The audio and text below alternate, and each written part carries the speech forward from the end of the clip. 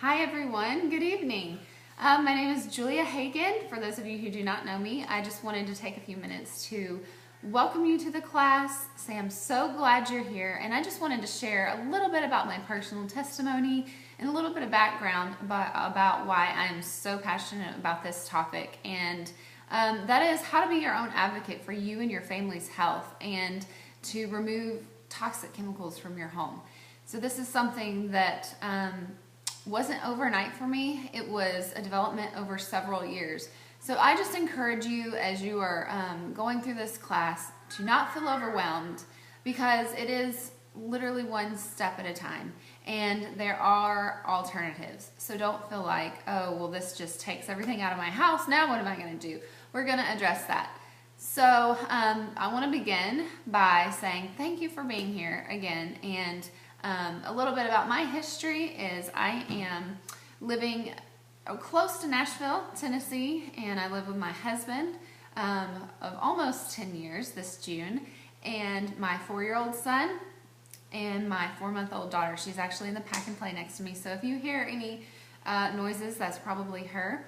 But what started this wellness journey for me was in my 20s, I started to have very chronic health issues, one after another. So it started basically in the first year of our marriage, which was hard because we wanted to go and do things, and I was really struggling with fatigue, just so tired that I found myself at my desk at work just wanting to lay my head down and just get through the day. And I kept thinking, this is not normal. You know, I'm young, I should be healthy, I should have lots of energy. But really in that case, for me, my parents were out doing more things than I was, and that was really starting to get to me. And then it was just one thing after another. I had chronic headaches, I had severe pain with my monthly cycles, which turned into me discovering I had endometriosis. So it was just several things that were rolling into one another and creating this just chronic illness. Whether it wasn't necessarily one thing that I was diagnosed with, it was all of these little things that impacted me greatly. And I went to doctor after doctor, and basically I got the same answers. And it was, we're not sure. You're young, you're healthy, you know, you live a good lifestyle, you exercise, you eat well, you're at a healthy weight. We're not sure. And what can be more frustrating, right? To not feel well and to be told that you are. So, granted, not all doctors are that way. I feel like it is very important to have that balance and to have wonderful medical care. We're very blessed to have that and live in a time where we have that. But I had to come to the point where I realized I had to be my own advocate. I had to seek things out myself and figure out what was going on.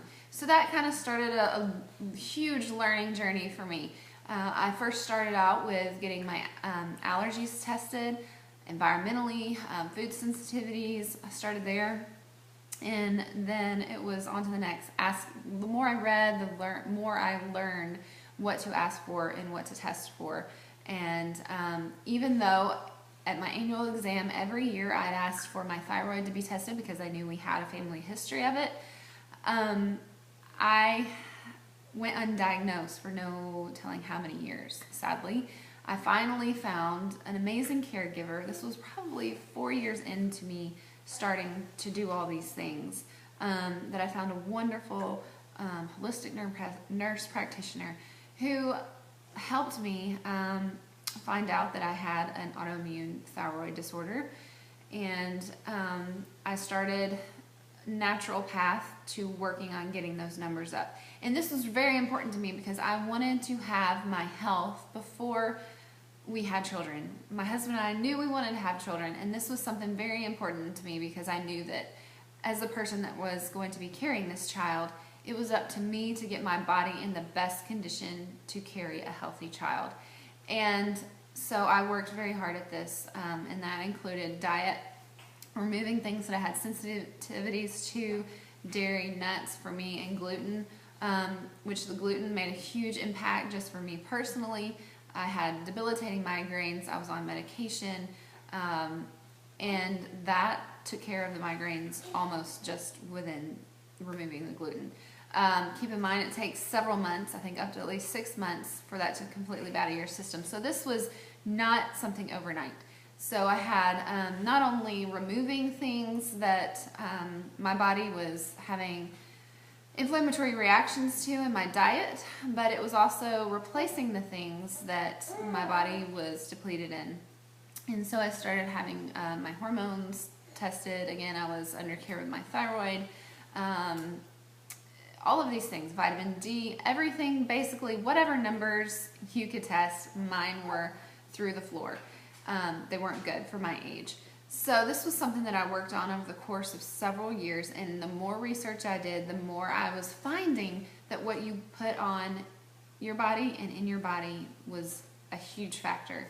And that you can't just trust that because it's sold on a store shelf that it's going to be safe for you and your family. And that was like my aha moment.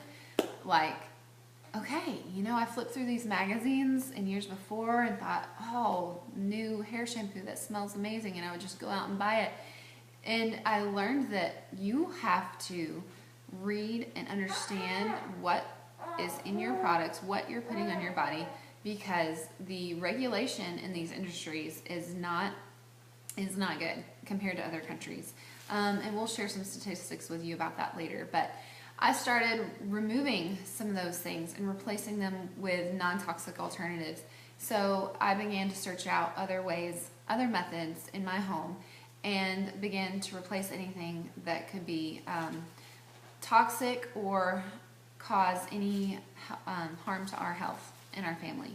And this continued. And then my son was born in 2013. And I actually got started with essential oils not long after that. I had always used them, well, not always, but since college, so for a long time. But I didn't use one specific company. I didn't really know the health aspect of it. I didn't understand how oils affected your wellness. And I didn't understand about the difference in oils and about the quality and where they came from. So while I use them to clean the house. I use them aromatically in a diffuser because I had terrible headaches, and I would always get headaches from air fresheners and candles, things like that. But little did I know at the time that that was because they had many chemicals, including formaldehyde and other things that were going into the air that I was breathing and that was giving me the headache. So I learned that oils were a great alternative to that. So that's kind of how my oil journey began. And so I had some in the house, but like I said, I really didn't dive into it. I didn't know a whole lot except for it smelled great, it made my home smell clean, it purified the air, and I didn't have to have toxic chemicals.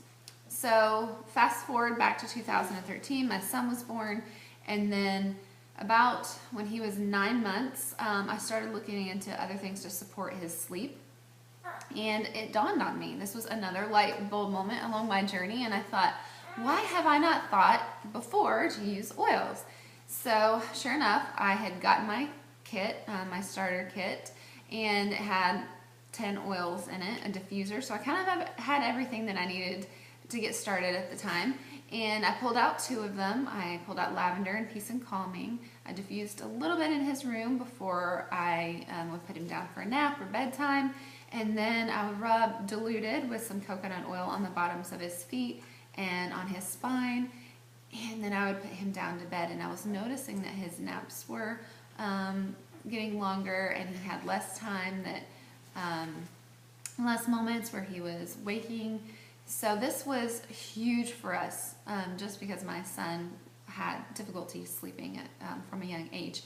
So it was supporting what his body needed to get rest. And so I started learning and reading. I'm a researcher by nature, so I kind of dove in head first at this point and started reading as much as I could and learning on oils and how they can impact your health and support your family's wellness.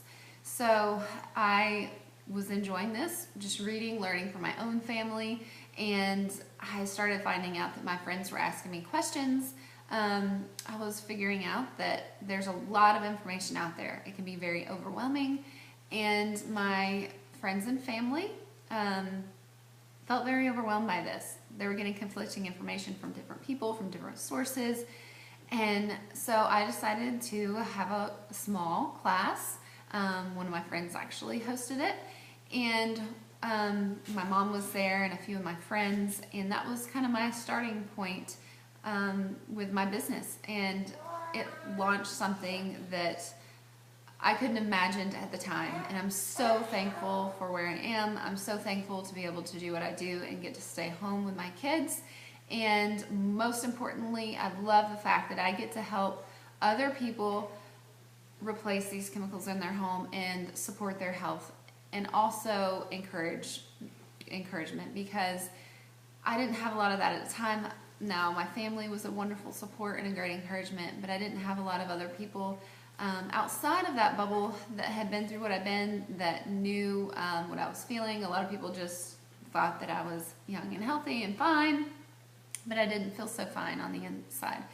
So I think it's super important to be encouraging to those that are going through that. And so that's something that I love to get to do, and to pour into other people and say that there is that light at the end of the tunnel. You are going to get there. When you work through things naturally with your body, it is going to take longer, because you are searching for the root of that cause and not just treating the symptoms. And but once you get to that point, it is so freeing. And I'm so blessed, and I thank God to be where I am today in my health, because there was a point where I was so sick, it started beginning to instill fear. I didn't want to go places. What if pain would strike? I was on pain medication for my endometriosis during that time of the month. It was so painful that I had to stop work with clients and just go in my break room and curl a bit of ball, take my medication, and sit there until it passed, because it was just so painful. So learning all of these different things were like puzzle pieces that all fit together, and now I feel like I have abundant wellness, and it's such a blessing to run because I can, not necessarily because I don't want to, but because I can. I feel good, and I'm not going to get a headache doing it. So that's a little bit about my story, even though it was a little long. That's kind of my condensed version. So I just want to encourage you, wherever you are in your health journey, that you can do it, and there is hope. And we would love to hear from you in your story. Feel free to share it in the comments. So I hope you found some encouragement for this, and we look forward to talking some more with you during this class. There will be more videos and graphics that I'll be posting. Refresh your browser if you're not seeing them, and make sure to comment and ask questions as we go along. I'm blessed to have you here, and we'll talk to you tonight. Bye.